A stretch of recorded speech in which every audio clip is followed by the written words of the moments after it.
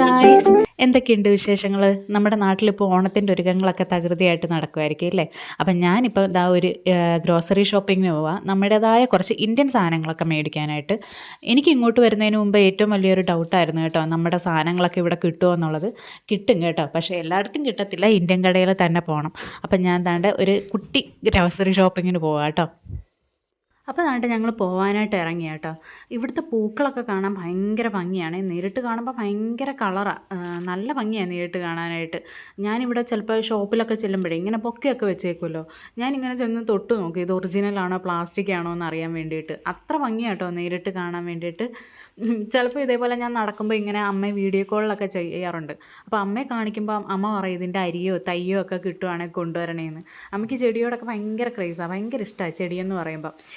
ഒരു ടിപ്പിക്കൽ മലയാളി അമ്മയുടെ കൂട്ട് ഒരു വീട്ടിലോ, അതായത് ബന്ധു വീട്ടിലോ അല്ലെങ്കിൽ അയലത്ത് വീട്ടിലോ ചെല്ലുമ്പോൾ നല്ല ചെടികളൊക്കെ കണ്ടാൽ അമ്മയ്ക്ക് അത് വേണം കേട്ടോ. അവരുടെ കയ്യിൽ നിന്ന് എങ്ങനെയെങ്കിലുമൊക്കെ പറഞ്ഞ് ആ ചെടി മേടിക്കും. പക്ഷേ കാര്യമൊന്നുമില്ല, വീട്ടിൽ ചെന്ന് 2 ആഴ്ചയോളം അതിങ്ങനെ വെള്ളത്തിൽ വെച്ചേക്കും, ചീത്തയാക്കി എടുത്ത് കളയത്തേ ഉള്ളൂ. പക്ഷേ കിട്ടിയില്ലെങ്കിൽ അമ്മയ്ക്ക് അത് ഭയങ്കര വിഷമമാണ്.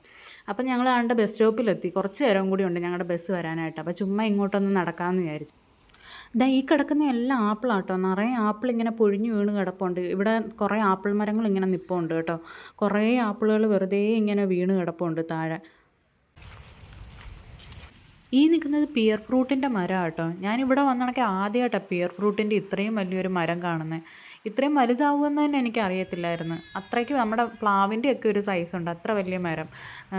കുറേ ഫ്രൂട്ട് നിൽപ്പുണ്ട് കേട്ടോ, മേളിൽ നിൽക്കുകയല്ല. ഞാൻ നന്ദുവിൻ്റെ അടുത്ത് പറയായിരുന്നു താഴെ ഉണ്ടായിരുന്ന കുറച്ച് പറിച്ചെടുക്കാമായിരുന്നെന്ന്. പക്ഷെ താഴെ എങ്ങും ഒന്നുമില്ല, എല്ലാം മേളിൽ നിൽക്കുക, എല്ലാം പൊഴിഞ്ഞ് അതേപോലെ താഴെ ഇങ്ങനെ വെറുതെ കിടപ്പുണ്ട്.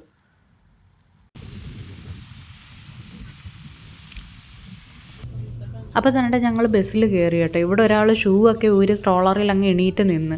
ബെൽറ്റൊക്കെ ഇട്ട് കൊടുത്താലും ഒരു കാര്യമില്ല, അവൾ അതിനകത്തുനിന്ന് എങ്ങനെയെങ്കിലുമൊക്കെ ഞൂന്നിറങ്ങും. ഇവൾക്ക് കുറച്ച് നേരം ഒരിടത്ത് അടങ്ങിയിരിക്കുന്നതേ ഇഷ്ടമല്ല കേട്ടോ. ഇത് വൈഷുവിൻ്റെ 3ാമത്തെ പെയർ ഷൂ എങ്ങാണ്ട ഇവിടെ വന്നണക്കെ.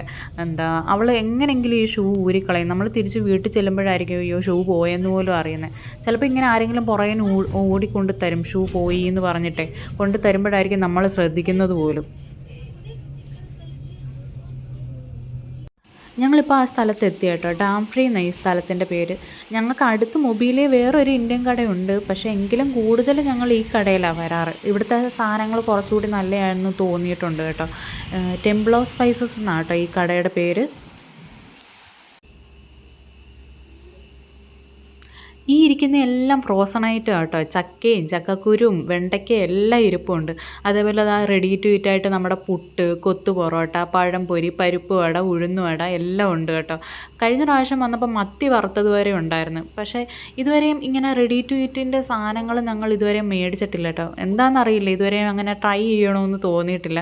അതാണ്ട് പൂരിയും മസാലയും സാമ്പാറും ഇഡ്ഡലിയും എല്ലാം ഇരിപ്പുണ്ട് കേട്ടോ.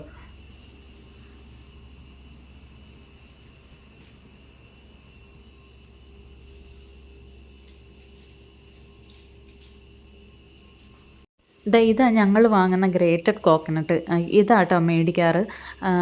മറ്റേ സാധാ നമ്മുടെ തേങ്ങ ഇവിടെ കിട്ടും, പക്ഷേ അത് പൊട്ടിക്കാനും തിരുകാനും ഒക്കെയുള്ള പാട് കാരണം ഇങ്ങനെ ഗ്രേറ്റഡ് കോക്കനട്ടാട്ടോ മേടിക്കുന്നത്. പക്ഷെ നല്ല കേട്ടോ, നമ്മുടെ നാട്ടിലെ തേങ്ങ പോലെ തന്നെ ഇരിക്കും, നല്ല ടേസ്റ്റ് തന്നെ.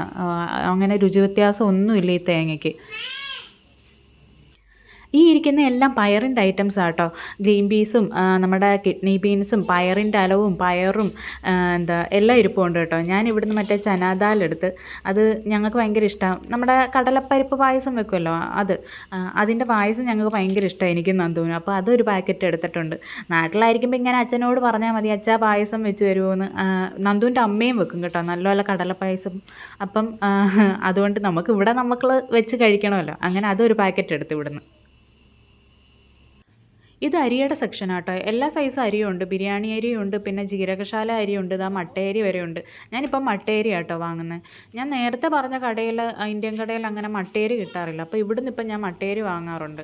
പിന്നെ ഒരു പാക്കറ്റ് പനീർ എടുത്ത്. വൈഷുവിന് പനീർ ഭയങ്കര ഇഷ്ടം. ഇങ്ങനെ ഫിംഗർ ഫുഡായിട്ടൊക്കെ കൊടുക്കും അവൾക്ക്. അപ്പോൾ അത് അവൾക്ക് ഭയങ്കര ഇഷ്ടം. അപ്പോൾ ഒരു പാക്കറ്റ് പനീർ എടുത്ത്. ഇതാ ഈ കാണുന്ന പച്ചക്കറി ഇരിക്കുന്ന സെക്ഷൻ കേട്ടോ. പക്ഷേ ഞാൻ ചെന്ന സമയം അത്ര നല്ലതല്ലായിരുന്നു. പച്ചക്കറിയെല്ലാം ഒരുവിധം എല്ലാം കഴിഞ്ഞിട്ടുണ്ടായിരുന്നു. കൊച്ചുള്ളിയൊക്കെ തൂത്തുവാരി എടുത്തിട്ടുണ്ടായിരുന്നു കേട്ടോ. ഇതെല്ലാം ഉണ്ട്. വെണ്ടയ്ക്കയും പച്ചമുളകും മറ്റേ നമ്മുടെ പടവലങ്ങയും മല്ലിയിലയും എല്ലാം ഇരിപ്പുണ്ട്. പക്ഷേ എനിക്ക് വേണ്ടത് കൊച്ചുള്ളിയായിരുന്നു. അതാണ് കഴിയുകയും ചെയ്തായിരുന്നു. ഞാൻ വെണ്ടയ്ക്കൊന്നും അങ്ങനെ എടുക്കാൻ നിന്നില്ല. കാര്യം ഞങ്ങൾ എപ്പോഴും അങ്ങനെ സാമ്പാറൊന്നും വെക്കാറില്ല.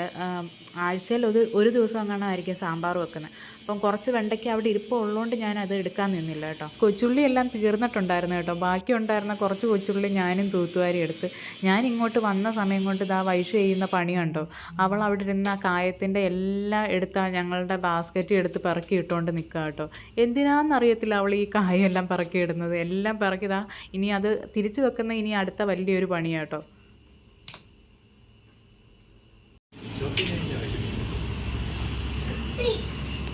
എന്ത് ഇതാർക്ക്? ഓക്കെ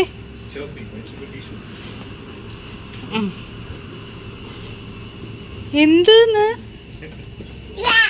ഇല്ലേ? എന്തില്ലെന്ന് ബാബാ ഐഷുക്കുട്ടി.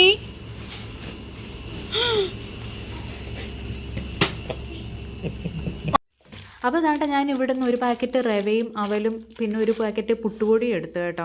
എനിക്ക് മെയിനായിട്ടും വേണ്ടത് ഇടിയപ്പത്തിൻ്റെ പൊടിയായിരുന്നു. പക്ഷേ അത് ഇവിടെ ഇല്ലായിരുന്നു. സ്റ്റോക്ക് കഴിഞ്ഞിട്ടുണ്ടായിരുന്നു.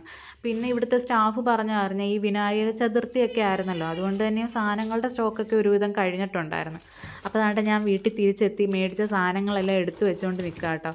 വന്ന വഴി തന്നെ വൈഷു സ്ട്രോളറിൽ നിന്ന് ഇറങ്ങി താഴത്തെ പാർക്കിൽ കളിക്കാൻ പോയി. അപ്പോൾ ആ ഗ്യാപ്പിൽ വന്ന് ഞാൻ എൻ്റെ കുറച്ച് ജോലിയൊക്കെ ഒതുക്കാമല്ലോ എന്ന് വെച്ച് സാധനമൊക്കെ എടുത്ത് വെച്ചുകൊണ്ട് നിൽക്കുക.